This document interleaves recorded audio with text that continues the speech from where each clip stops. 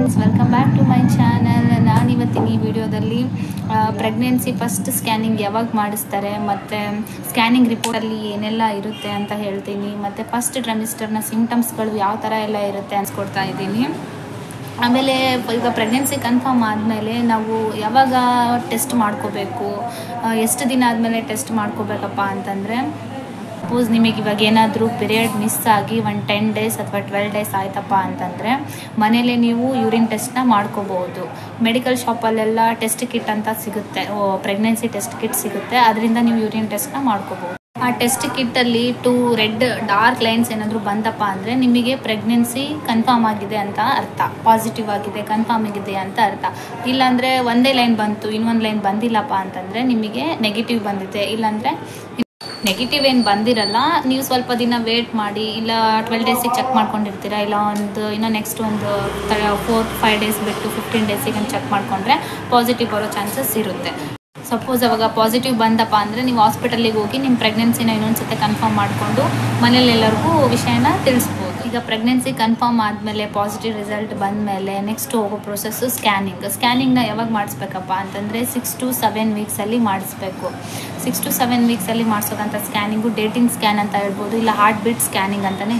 ಈ ಸ್ಕ್ಯಾನಿಂಗಲ್ಲಿ ಹಸ್ಬೆಂಡ್ನ ಒಳಗಡೆ ಬಿಡೋದಿಲ್ಲ. ನನ್ನ ಎಕ್ಸ್ಪೀರಿಯೆನ್ಸ್ ಹೇಳ್ಬೇಕಪ್ಪ ಅಂತಂದರೆ, ನನಗೆ ತುಂಬಾ ಕ್ಯೂರಿಯಸ್ ಆಗಿದ್ದೆ. ಫಸ್ಟ್ ಸ್ಕ್ಯಾನಿಂಗ್ ಯಾವ ಥರ ಇರುತ್ತೆ, ಹಾರ್ಟ್ ಬೀಟ್ ಬಂದಿದೆಯೋ ಇಲ್ಲೋ ಪಾಪುಗೆ, ಈ ಥರ ಎಲ್ಲ ತುಂಬ ಕ್ಯೂರಿಯಸ್ ಆಗಿ ವೇಟ್ ಮಾಡ್ತಾಯಿದ್ದೆ. ನನ್ನ ಸ್ಕ್ಯಾನ್ ಟೈಮಲ್ಲಿ ಪಾಪು ಹಾರ್ಟ್ ಬೀಟು 150 ರೇಂಜಲ್ಲಿ ಇರುತ್ತೆ. ಮತ್ತು ಹಾರ್ಟ್ ಬೀಟ್ ಎಷ್ಟು ಜೋರಾಗಿ ಕೇಳಿಸ್ತಾ ಇರುತ್ತೆ ಅಂದರೆ ಎಷ್ಟು ಖುಷಿ ಆಗುತ್ತೆ ಅಂದರೆ, ಆ ಟೈಮಲ್ಲಿ ಪಾಪು ಹಾರ್ಟ್ ಬೀಟ್ ಡಗ್ ಡಗ್ ಡಗ್ ಡಗ್ ಅಂತ ಸೌಂಡ್ ಮಾಡ್ತಾ ಇರುತ್ತೆ. ಅದು ಕೇಳೋಕ್ಕೆ ಒಂಥರ ಖುಷಿ. ಆಮೇಲೆ ನಿಮಗೆ ಫಸ್ಟ್ ಸ್ಕ್ಯಾನಿಂಗಲ್ಲೇ ಪಾಪುದು ಡೆಲಿವರಿ ಡೇಟ್ ಕೂಡ ಗೊತ್ತಾಗ್ಬಿಡುತ್ತೆ, ಯಾವ ಟೈಮಲ್ಲಿ ನಿಮಗೆ ಡೆಲಿವರಿ ಆಗುತ್ತೆ ಅಂತಂದೇಳಿ. ಮತ್ತು ಈ ಟೈಮಲ್ಲಿ ಪಾಪು ಎಷ್ಟಿರುತ್ತೆ ಅಪ್ಪ ಅಂತಂದರೆ, ಸ್ಕ್ಯಾನಿಂಗಲ್ಲಿ ನೀವು ಪಾಪುನು ಕೂಡ ನೋಡ್ಬೋದು. ತುಂಬ ಚಿಕ್ಕ ದಾಳಂಬ್ರಿ ಹಣ್ಣಿನ ಬೀಜ ಬರುತ್ತಲ್ಲ, ಆ ಶೇಪಲ್ಲಿ ಪಾಪು ಇರುತ್ತೆ. ಆಲ್ಮೋಸ್ಟ್ ನಂದು 0.4 ಸೆಂಟಿಮೀಟರ್ ಇತ್ತು ಅಷ್ಟೇ. 6 ವೀಕಲ್ಲಿ 0.4 ಸೆಂಟಿಮೀಟರ್ ಪಾಪು ಇತ್ತು. ಅದ್ರ ಒಳಗಡೆ ಹಾರ್ಟ್ ಬೀಟ್ ಅಂದರೆ ಅದು ನೋಡೋಕ್ಕೆ ಬೇಬಿ ಸೈಜು, ಪಾಪು ಸೈಜ್ ಆಗಿರ್ಬೋದು. ಇಲ್ಲಿ ನೋಡಿ, ಚಿಕ್ಕ ದಾಳಂಬ್ರಿ ಶೇಪಲ್ಲಿ ಇದೆ ಪಾಪು. ರಿಪೋರ್ಟಲ್ಲಿ ಏನೆಲ್ಲ ಇರುತ್ತೆ ಅಂತಂದರೆ, ಡೆಲಿವರಿ ಡೇಟ್ ಇರುತ್ತೆ, ಮತ್ತು ಪಾಪುದು ಡೆಲಿವರಿ ಡೇಟು, ಸರ್ವಿಕಲ್ ಲೆಂತ್ ಎಷ್ಟಿರುತ್ತೆ ಅಂತ ಇರುತ್ತೆ, ಮತ್ತು ಪಾಪು ಹಾರ್ಟ್ ಬೀಟ್ ರೇಟ್ ಎಷ್ಟಿರುತ್ತೆ ಅಂತಿರುತ್ತೆ.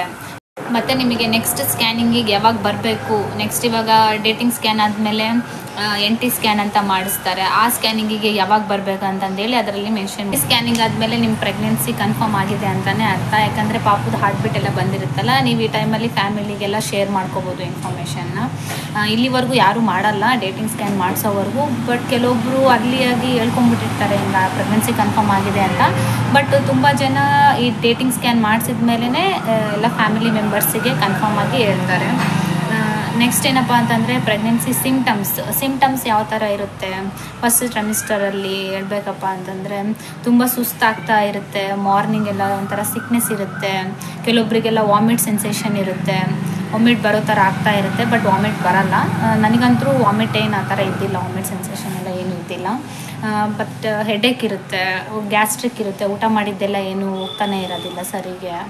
ಮತ್ತು ಕೆಲವೊಬ್ಬರು ವೀಕ್ ಆಗಿಬಿಟ್ಟಿರ್ತಾರೆ ಪ್ರೆಗ್ನೆನ್ಸಿಯಲ್ಲಿ. ಸೊ ಈ ವಿಡಿಯೋದಲ್ಲಿ ನಾನು ಫಸ್ಟ್ ಸ್ಕ್ಯಾನ್ ಯಾವಾಗ ಮಾಡಿಸ್ಬೇಕು ಮತ್ತು ಸಿಂಪ್ಟಮ್ಸ್ ಎಲ್ಲ ಯಾವ ಥರ ಇರುತ್ತೆ ಅಂತ ತಿಳಿಸ್ಕೊಟ್ಟಿದ್ದೀನಿ. ನನ್ನ ಎಲ್ಲ ಇನ್ಫಾರ್ಮೇಷನ್ ನಿಮಗೆ ಇಷ್ಟ ಆಗಿದೆ ಅಂತ ಅಂದ್ಕೊತೀನಿ. ಪ್ಲೀಸ್ ನನ್ನ ಚಾನಲ್ಗೆ ಲೈಕ್ ಮಾಡಿ, ಶೇರ್ ಮಾಡಿ, ಸಬ್ಸ್ಕ್ರೈಬ್ ಮಾಡಿ. So thank you for watching.